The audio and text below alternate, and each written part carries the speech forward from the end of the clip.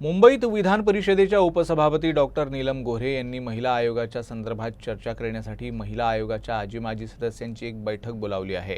मात्र विदर्भातील अकोल्याच्या डॉक्टर आशा मिरगे, नागपूरच्या आभा पांडे, अमरावतीच्या यशोमती ठाकूर आणि चंद्रपूरच्या डॉक्टर विजया बागडे यांना निमंत्रण देण्यात आलं नाही। यावर महिला आयोगाच्या माजी सदस्य आशा मिरगे यांनी नाराजी व्यक्त केली आहे। विदर्भाचं प्रतिनिधित्व करण्यासाठी कुणालाही बोलावलं नाही, मग अत्याचार फक्त पुणे, मुंबई, नाशिक येथील महिलांवर होतो का? विदर्भात आणि मराठवाड्यात नाही होत का? असा संतप्त सवाल मिरगे यांनी उपस्थित केला आहे।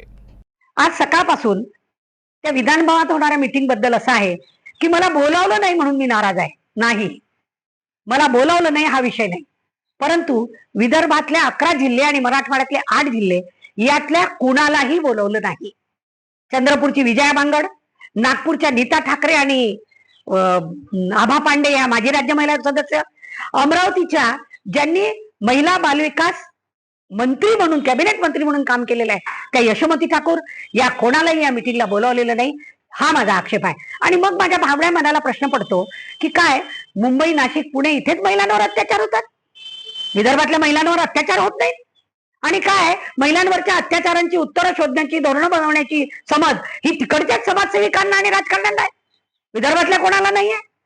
खरोखर सांगता सगळेजण मान्य करतील, सत्ताधारी सुद्धा मान्य करतील की मराठवाड्यातल्या आणि विदर्भातल्या महिलांवरच्या अत्याचाराचा बाज हा वेगळा आहे।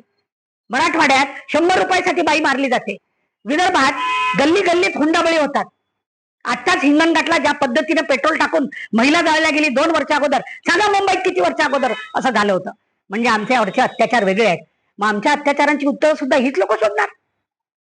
कुठे नेऊन ठेवलाय आमचा महाराष्ट्र? आणि मुख्यमंत्री मात्र नागपूरचा। खरंच खेद वाटतो आणि मुख्यमंत्री महोदयांना मी विनंती करेल की कृपया विदर्भाला इतकं हलक्यात घेण्याची गोष्ट करू नका।